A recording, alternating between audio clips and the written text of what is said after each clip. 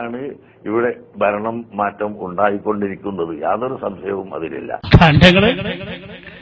വേണിങ്ങനെ മൂച്ചിപ്പിക്കച്ചൂടാണ് അധികാരത്തിൽ വരുന്നില്ല, ഞങ്ങളില്ലെങ്കിൽ വരൂലായിരുന്നു. ഇപ്പൊ കേരളം ഭരിക്കുന്ന ഉമ്മൻചാണ്ടി എന്നല്ല, കാന്തപുരം മൂപ്പരൊക്കെ പറഞ്ഞില്ല. നിങ്ങൾ ആലോചിച്ച് ഇങ്ങനെ 8 കാലം അമ്മൂഞ്ഞക്കാകെന്ന് പറഞ്ഞാല് പറയുമ്പോ വേണ്ട കുറച്ചൊക്കെ ഒരു 20 സീറ്റിൽ 10 ഞങ്ങളുണ്ടാകും പറഞ്ഞത് അങ്ങനെയൊക്കെ പറയുകയാണെങ്കിൽ ആൾക്കാർ കേൾക്കുമ്പോ അല്ലെ ഇത്ര വലിയ തമാശ അല്ലേ? ഈ പ്രസ്താവനയെ കുറിച്ച് മുസ്ലിം ലീഗിന്റെ കരുത്തനായ ജനറൽ സെക്രട്ടറിയോട് ചോദിച്ചു പറഞ്ഞില്ലേ? കെ.പി. മജീദ് സാഹിബ് പറഞ്ഞില്ല, ഈ കാലഘട്ടത്തിൽ ഏറ്റവും വലിയ തമാശയായിട്ട് ഞാൻ ഇതിനെ കാണുന്ന റബാഹും മലയാള മനോരമ. ഈ സനത് പറഞ്ഞില്ലാറില്ല, നിലത്തിന്റെ പത്രം കഴിഞ്ഞു ആലോചിച്ചു. ഇയാളെ ശക്തി കൊണ്ടാണ് എല്ലാവർക്കും ജയിച്ചത്. ഇരിക്കട്ടെ, കഴിഞ്ഞ തെരഞ്ഞെടുപ്പ് ലീഗ് എത്ര സീറ്റിൽ മത്സരിച്ചു? 24 സീറ്റ്. എത്ര സ്ഥലത്ത് ജയിച്ചു? 20 സീറ്റ്. എത്ര സ്ഥലത്ത് തോറ്റു? 4 സീറ്റ്. ഇനി നമ്മൾ നോക്കാം ഇയാളെ ശക്തിയും പറയണം. എവിടേക്കാ ലീഗ് തോറ്റത്? ഒന്ന് ലീഗ് തോറ്റത് കാന്തപുരത്തിന്റെ കാന്തപുരത്തിന്റെ മൂക്കിന്റെ താഴെ കാരന്തൂർ മർക്കസ് സഖാഫത്ത് സുന്നിയെ നിലകൊള്ളുന്ന കുന്നമല മണ്ഡലത്തിൽ എന്തേ ടവറിന്റെ ചോട്ടിൽ റേഞ്ച് ഇല്ലാത്തത്? അവിടെയല്ലേ റേഞ്ച് വേണ്ടത്? നിങ്ങളെ റേഞ്ച് കൊണ്ടാണ് ജയിച്ചെങ്കിൽ. 1. 2 ലീഗ് തോറ്റത് എവിടെയാ? കാന്തപുരം കഴിഞ്ഞാൽ ആ കൂട്ടത്തിലെ 2ാം മൗലാനയായ സാക്ഷാൽ പേരോടത്തറമ സഖാഫിയുടെ മണ്ഡലത്തിൽ അല്ലേ?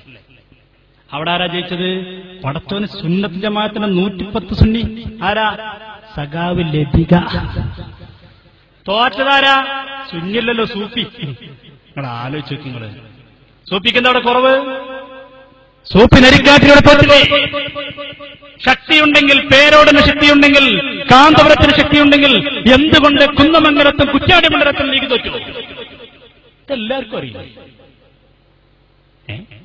അപ്പൊ പിന്നെ വേണു അടുത്ത ചോദിച്ചെന്നറിയോ?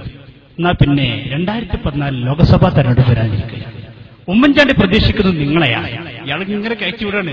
അപ്പൊ എന്നെ തന്നെ ഈ സാധുവിനെ അറിയേണ്ടത് പത്രക്കാരാണെന്നുള്ളത്. പത്രക്കാർ ഏതൊക്കെ രീതി ചോദിച്ചു. അപ്പൊ വരുന്ന ലോക്സഭാ തെരഞ്ഞെടുപ്പിൽ നിങ്ങൾ ആരെ പക്ഷത്ത് നിൽക്കും? അപ്പൊ കാന്തെടുക്കുന്ന മറുപടി, പാർലമെന്റ് തെരഞ്ഞെടുപ്പിൽ ഞങ്ങൾ അല്ലെങ്കിലും എല്ലാ വർഷവും എല്ലാ പ്രാവശ്യവും ഞങ്ങൾ UDF-ന്റെ മാത്രമേ നിൽക്കാറുള്ളൂ. പാർലമെന്റ് തെരഞ്ഞെടുപ്പിലെ പൊന്നാനി തെരഞ്ഞെടുപ്പ് ഇതുവരെ ഉണ്ടായിട്ടില്ല. രണ്ടത്താണിത് മത്സരിച്ചിട്ടില്ല.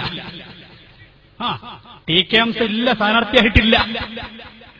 പാർലമെന്റ് തെരഞ്ഞെടുപ്പിൽ ഞങ്ങൾ LDF-നൊപ്പം നിൽക്കാറില്ല.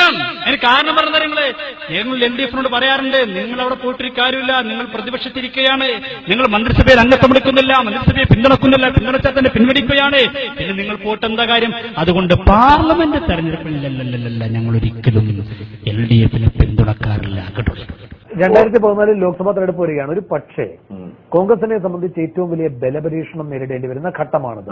ലീഗ് അവിടെ ഒരു പ്രധാനിയല്ല. ഏറിയാൽ 1 അല്ലെങ്കിൽ 2 സീറ്റുകളിലാണ് ലീഗ് മത്സരിക്കുക. പ്രധാനമായും ഉമ്മൻചാണ്ടി പ്രതീക്ഷ അർപ്പിച്ചിരിക്കുന്നത് കാന്തപുരത്തിലാണ്. പിണറായിക്ക് പറയേണ്ടി വന്നതുപോലെ ഉമ്മൻചാണ്ടിക്കും പറയേണ്ടി വരുമോ? അദ്ദേഹം അതിനനുസരിച്ച് പ്രവർത്തിച്ചാൽ തീർച്ചയായും ഞങ്ങൾ അങ്ങനെയാണ്. പണ്ട് തന്നെ ഞങ്ങൾ LDF-നോട് വ്യക്തമായി പറഞ്ഞിട്ടുള്ളതാണ്, പാർലമെന്റ് തെരഞ്ഞെടുപ്പിൽ നിങ്ങളുടെ കൂടെ ഞങ്ങൾ നിൽക്കാതിരിക്കാൻ കാരണം നിങ്ങൾ മന്ത്രിസഭയിൽ ചേരുന്നില്ല, മന്ത്രിസഭയെ പിന്തുണക്കുന്നുമില്ല, പിന്തുണച്ചത് പിൻവലിക്കുകയും ചെയ്തു. ഇനി നിങ്ങൾ അവിടെ പോയി ഇരുന്നത് കൊണ്ട് യാതൊരു പ്രയോജനവുമില്ല. 19 MP-മാർ അവിടെ പോയി ഇരുന്നിട്ട് അവരുടെ ശബ്ദം ഞങ്ങൾ ഇന്ന് വരെ 5 കൊല്ലത്തിനിടയിൽ കേട്ടിട്ടില്ല. അങ്ങനെ വരുമ്പോൾ ലോക്സഭാ തെരഞ്ഞെടുപ്പിൽ ഇടതുപക്ഷത്തെ പിന്തുണച്ചിട്ടില്ല കാന്തപുരം വിഭാഗം. ഇടതുപക്ഷ കഴിഞ്ഞ തെരഞ്ഞെടുപ്പിലൊന്നും നിങ്ങൾ ഇടതുപക്ഷത്തെ പിന്തുണച്ചിട്ടില്ലേ? കേട്ടോളെ, കുറച്ചപ്പുറം ഇല്ല, കഴിഞ്ഞ ഇലക്ഷനിൽ ഒരു അണുമണി പോലും ഞങ്ങൾ പിന്തുണച്ചിട്ടില്ല. അണുമണി പോലും.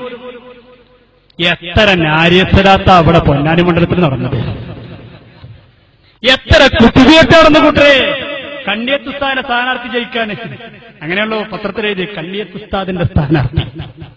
നിങ്ങള് കത്തി കൊണ്ട് കുത്തിയവരെ ചൂണ്ടുവിരല് കൊണ്ട് പാഠം പഠിപ്പിക്കണം.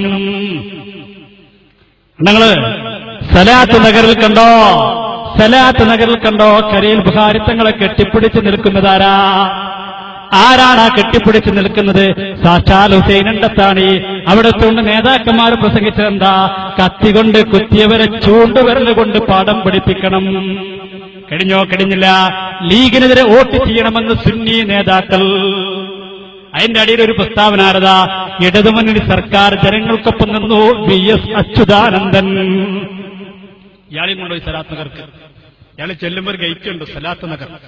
സാധാരണ രാഷ്ട്രീയക്കാരെ ഈ ഗേറ്റ് കണ്ടിട്ടാണ് അവിടെ കൂടി പ്രസംഗിക്കാം. ഇയാൾ സ്റ്റേജിൽ കയറിയിട്ടായിരുന്നു പറഞ്ഞു, സലാത്ത് സാഹിബ് കാര്യപ്പെട്ട മഹാനായിരുന്നു, ഈ സമൂഹത്തിന് വേണ്ടി വല്ലാതെ കഷ്ടപ്പെട്ട വ്യക്തിത്വമായിരുന്നു. അപ്പോഴാരോ കേൾക്കുന്നു പറഞ്ഞു, സലാത്ത് സാഹിബല്ല. അപ്പൊ ഇയാൾ സലാത്ത് നഗർ നടപ്പോ EMS നഗർ എന്ന് കാണുന്നതുപോലെ ഇതൊരു മഹാന്റെ പേരുള്ള നഗരം ചേർക്കുന്നു. നിങ്ങളൊന്ന് ആലോചിച്ചു, ഒരു സലാത്തിന്റെ മജ്ലിസിൽ കൊണ്ടുപോകാൻ പറ്റിയൊരു സാധനം. ഞാൻ രാഷ്ട്രീയ തലക്കല്ലോട്ടെന്ന് പറയുന്നത് അങ്ങനെ ആരും തെറ്റിദ്ധരിക്കരുത്. ഓരോന്നിനോരോന്ന് രീതി ആലോചിക്കാം. എന്നിട്ടോ കഴിഞ്ഞ തെരഞ്ഞെടുപ്പിൽ എന്താ ചെയ്ത്? ഞങ്ങള് ഡോക്ടർ രണ്ടത്താണ് 72,000 ഭൂരിപക്ഷത്തിന് വിജയിക്കും. 72,000 ഭൂരിപക്ഷത്തിന്. കാരണം എന്താ? ഇവിടെ എല്ലാവരും വോട്ട് ചെയ്താലും കിട്ടാൻ പോകില്ല. പിന്നെന്താ? മലക്കളറിഞ്ഞ് വോട്ട് ചെയ്തു. പക്ഷെ എണ്ണി വെക്കുമ്പോൾ മലക്കൾ അഡ്രസ്സൊന്നുമില്ല. കാരണം എല്ലാ കഥയിലെ മലക്കുകളാണ്.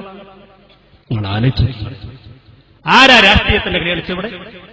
എന്നിട്ട് രാഷ്ട്രീയമല്ല നോക്കിങ്ങള്, രാഷ്ട്രീയത്തിന്റെ കളിയാണ് നോക്കിങ്ങള്. ആരാണ് നിൽക്കുന്നത്? സഖാവ് മുള്ളൂർക്കര മുഹമ്മദ് അലി സഖാഫി. മനുഷ്യച്ചങ്ങൾ തീർക്കുക. നിങ്ങൾ ആലോചിച്ചു, മനുഷ്യച്ചങ്ങളെ ഇതാ തീർക്കുമ്പോ അപ്പുറത്തും ഇപ്പുറത്തൊക്കെ വേറെ എത്ര ആൾക്കാരുണ്ട്, അവിടെ പോയി നിന്ന സ്ഥലം നോക്കിങ്ങള്. ഇപ്പുറത്ത് ബാലേട്ടനുണ്ട്, അവിടെ പോയി ഒരു മൂലിയൊരു തലയെക്കിട്ടും കിട്ടിയിട്ട് ഈ സമുദായത്തിനെ പറയിപ്പിക്കാൻ വേണ്ടി. നമ്മൾ ആലോചിച്ചിട്ടുണ്ട്. കഴിഞ്ഞ തെരഞ്ഞെടുപ്പിൽ ഇവരെന്താ പറഞ്ഞത്? ഞങ്ങളെ വോട്ട് കൊണ്ടാണ് ലീഗ് ജയിച്ചത്. ആര് പറഞ്ഞു? കഴിഞ്ഞ തെരഞ്ഞെടുപ്പിൽ കാന്തപുരി ഭാഗവത് എന്താ ചെയ്തത്? എല്ലാ മണ്ഡലത്തിലും നടന്ന് പ്രസംഗിച്ചില്ലേ ലീഗിനെതിരെ? കാന്തപുരത്തിന്റെ അരിമശിഷ്യൻ സാക്ഷാൽ മുള്ളൂർക്കര സഖാവ് മുള്ളൂർക്കര മോർ സഖാഫി കേരളത്തിന്റെ പല ഭാഗങ്ങളും പോയി പ്രസംഗിച്ചെന്താ അദ്ദേഹം പ്രസംഗിച്ചത്? അദ്ദേഹം പറഞ്ഞു, അരിവാൾ ചിറ്റിക നക്ഷത്ര ചിഹ്നത്തിൽ വോട്ട് ചെയ്യണം. കേട്ടോളൂ നിങ്ങൾ, അയാളെ തലയെക്കിട്ടും കിട്ടി പ്രസംഗം കേട്ടോളൂ. അതോടുകൂടെ ഇവിടെ എന്ത് സംഭവിച്ചു എന്ന് ചോദിച്ചാൽ, മുസ്ലിം സമുദായത്തിന്റെ മൊത്തം കുത്തക അവകാശപ്പെടുന്ന ഇന്ത്യൻ യൂണിയൻ മുസ്ലിം ലീഗ് ബോധം കെട്ട് നടക്കുന്നു. ഇന്ത്യൻ യൂണിയൻ മുസ്ലിം ലീഗ് ബോധം കെട്ട് പോകുന്നു പറഞ്ഞപ്പോ കുട്ടികൾ ഭയങ്കര കയ്യടി. അതിനിടക്ക് മറ്റൊരു പരിപാടിയിലൂടെ ഓർക്ക് അതല്ലേ പരിചയമുള്ളൂ, കയ്യടിച്ച് പരിചയമല്ല. ഇപ്പൊ ഒരു അല്ലാഹു അക്ബർ, ഒരു വഖഫ് കാത്തിട്ടാണല്ലോ എപ്പോഴും തക്ബീറല്ലേ. എന്താ പറഞ്ഞോടി നോക്കണില്ല. ആരാത് പറയണത്? സഖാവ് മുള്ളൂർക്കറും സഖാഫി. ഈ സഖാവ് വിളിക്കുന്ന ആരും വിചാരിച്ചെടുത്തോ? അയാൾ അങ്ങനെ വിളിക്കാൻ പാടില്ലായിരുന്നു.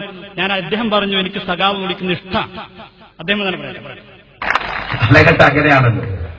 കാരണം ഒരു മുസ്ലിയാരൊക്കെ പെൻഷൻ വാങ്ങിച്ചു കഴിഞ്ഞാൽ പിന്നെ അരിവാൾ ചുറ്റികൾക്കല്ലാതെ വോട്ടിക്കും.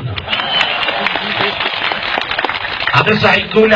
ശ്രീ കരീം അവർകളെ ബഹുമാനപ്പെട്ട മന്ത്രി രാഷ്ട്രീയം പറയുന്നില്ല എന്ന് പറഞ്ഞു. പക്ഷെ എങ്ങനെ പറയാതിരിക്കുക ഇത്? എങ്ങനെ പറയാതിരിക്കും സുഹൃത്തെ? ഇത് കാര്യത്തിന്റെ ഗൗരവതാണ്. ആദ്യം പറഞ്ഞപ്പോ പലിശ എന്ന് പറഞ്ഞു. രണ്ടാമത് മുസ്ലിയാക്കന്മാരോടൊക്കെ പറഞ്ഞു, അടുത്തു പോകരുത്, മാർക്സിസ്റ്റ് എന്ന പെൻഷനാന്ന് പറഞ്ഞു. അപ്പോ എന്നൊക്കെ വിളിക്കുന്നത് സഖാവ് മുള്ളൂർക്ക മുഹമ്മദ് അലി സഖാഫ്. അതൊന്നും നിങ്ങൾ നോക്കണ്ട. അതൊക്കെ ഉണ്ടാവും. ഇഞ്ഞും നൂർത്തും ഇഞ്ഞും അടക്കും, അതൊക്കെ ചെയ്യും. അതൊക്കെ ഓരോന്നിങ്ങനെ കേൾക്കുമ്പോഴേ അടിയിന്നിങ്ങനെ തരിപ്പ് കയറുമ്പോ ചെല്ലുന്ന ഫോണിന്റെ പ്രതിഫലനം കൂട്ടേ. അതുകൊണ്ട് ഇതിനെ തകർക്കാൻ വിചാരിക്കണ്ട. ആ വക ഓലപ്പാമ്പൊന്നും കാട്ടിട്ട് ഈ പ്രസ്ഥാനത്തെ തകർക്കാൻ കഴിയുന്നുള്ള വിചാരമുണ്ട് നിങ്ങൾ.